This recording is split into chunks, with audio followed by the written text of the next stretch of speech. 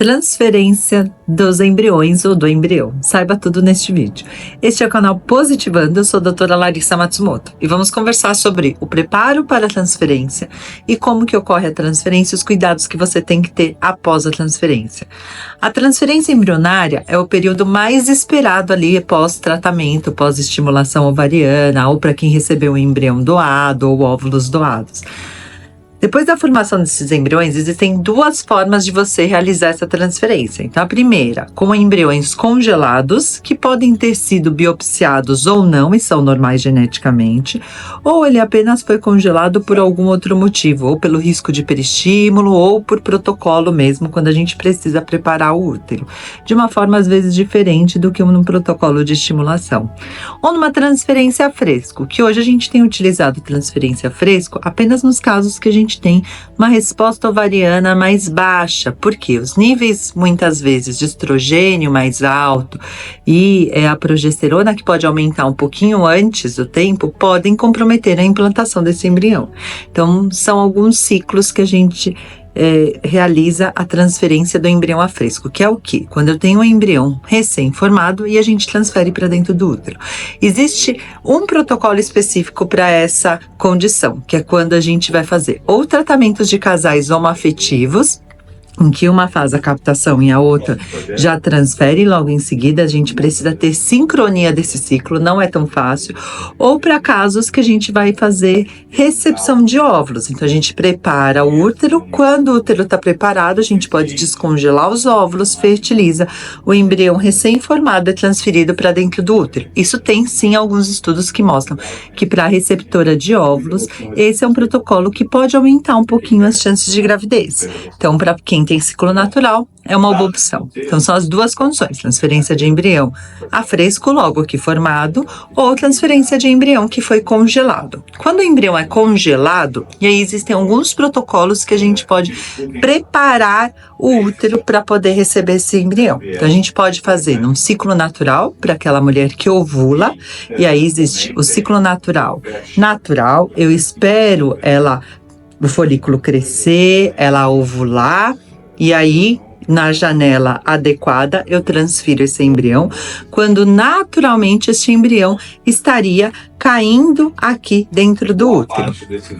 Ou no ciclo natural modificado, que eu posso acompanhar essa ovulação, até induzir com medicamentos que a gente utiliza atualmente para indução de ovulação, como por exemplo o letrozol, e aí induzo também a ovulação com a medicação que a gente pode fazer, o GnRH agonista, que vai levar ao fazer o pico de LH, ou o HCG, que tem duas formas, o HCG humano e o HCG que é de uma molécula recombinante. Então, induzo e 7 dias depois eu faço a transferência. Nesse protocolo natural modificado, eu posso utilizar também progesterona extra. Lembrando que essa mulher ovulou, ela vai ter a progesterona natural dela, mas a progesterona extra pode também ajudar ali, aumentar um pouquinho as chances de gravidez dessa mulher e reduzir um pouco as chances de que ela tenha sangramento ali no primeiro trimestre, que é uma preocupação.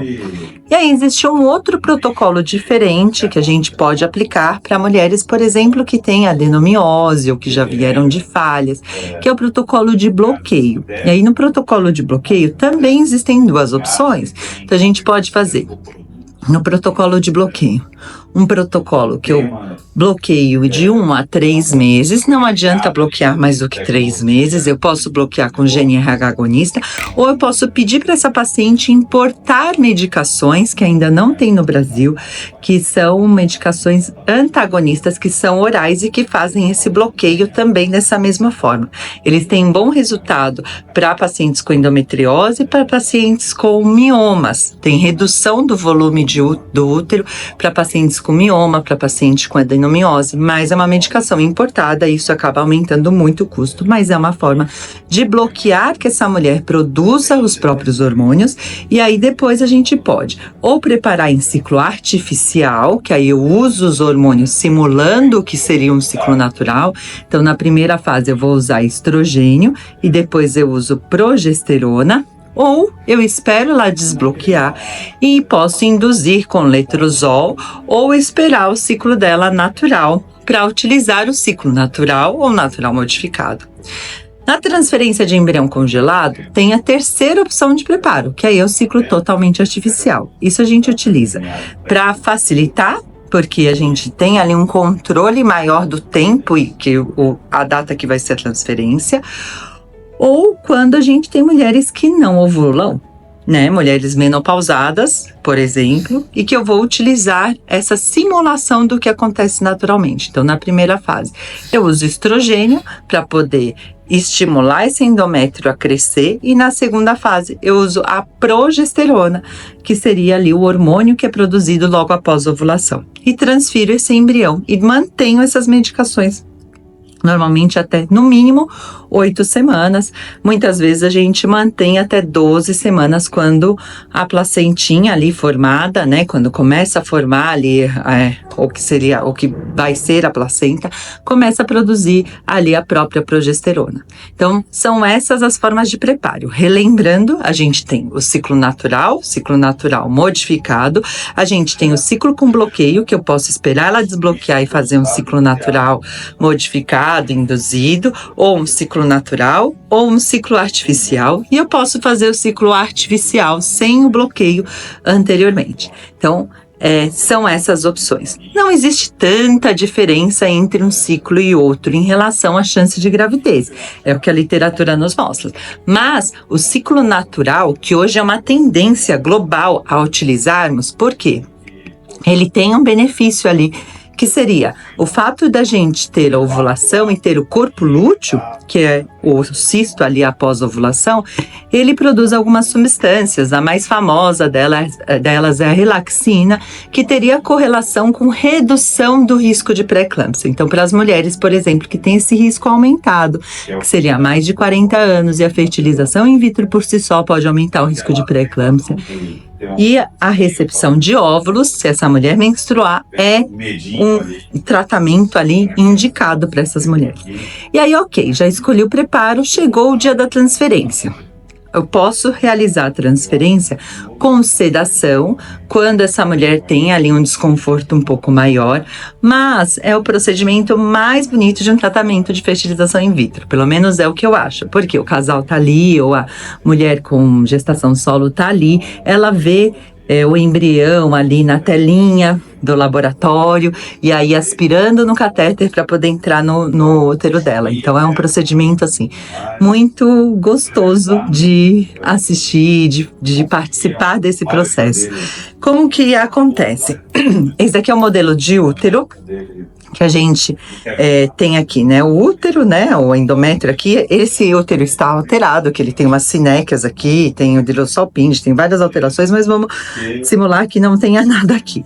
E aí aqui a vagina e o colo do útero. Esse daqui não é um catéter de transferência, ele é um esterômetro, mas vamos simular também que seja um catéter de transferência, que ele tem uma espessura muito semelhante a este catéter.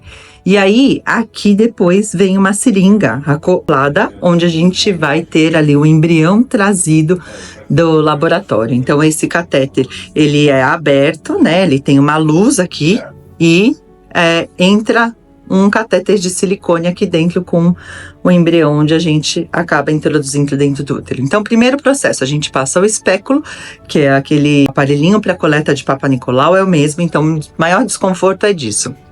A gente acha bem o colo do útero, e aí pelo orifício do colo do útero a gente passa um catéter guia até a parte do orifício interno. Tá vendo que tem uma restrição aqui? É onde a gente deixa esse catéter guia. E aí, no laboratório, ela vai em incubadora, pega o embrião, coloca ali, mostra no microscópio, numa telinha, o embrião que vai ser transferido. Ela aspira num catéter de silicone que vai ser acoplado aqui dentro. Esse catéter de silicone, ele vem um pouquinho mais. A gente introduz até metade do útero. Ah, como que a gente vê isso? Essa bexiga vai estar confortavelmente cheia e a gente vai fazer ultrassom transabdominal. Então, toda transferência a gente faz guiada por ultrassom, porque aí eu consigo ver esse catéter aqui no ponto médio do útero. Por quê? Porque é o ponto de maior implantação. Isso foi um estudo feito pelo Pérola Baiton, e eles avaliaram a transferência no fundo do útero, no ponto médio e mais perto aqui do colo do útero. Onde teve maior resultado foi no ponto médio. Então, a gente tende a injetar o embrião aqui no ponto médio do útero. E na ultrassom a gente vê uma luzinha, parece uma luzinha mesmo, né? Um útero e aí um pontinho mais claro ali, branquinho, que é a gota de ar que acompanha esse embrião. Então, viu a gota de ar, a gente sabe que está no ponto ideal ali para transferência. E aí depois, qual é o cuidado depois? Bom, cuidar da ansiedade. Por quê? Essa mulher vai precisar cuidar da ansiedade, porque é um período ali de muita ansiedade até o beta-HCG, que vai ser feito entre 9 a 10 dias. E depois que esse beta veio positivo, a gente espera o segundo beta positivo, acima ali de 60% do valor inicial. Ela tem que ter essa evolução. Então, tradicionalmente a gente fala, o primeiro beta deu positivo, o valor do segundo tem que ser o dobro. Sim, se ele for o dobro, a gente acaba tendo ali uma correlação maior de chances de evolução dessa gestação, mas 60% já existe uma correlação boa de chances de evolução.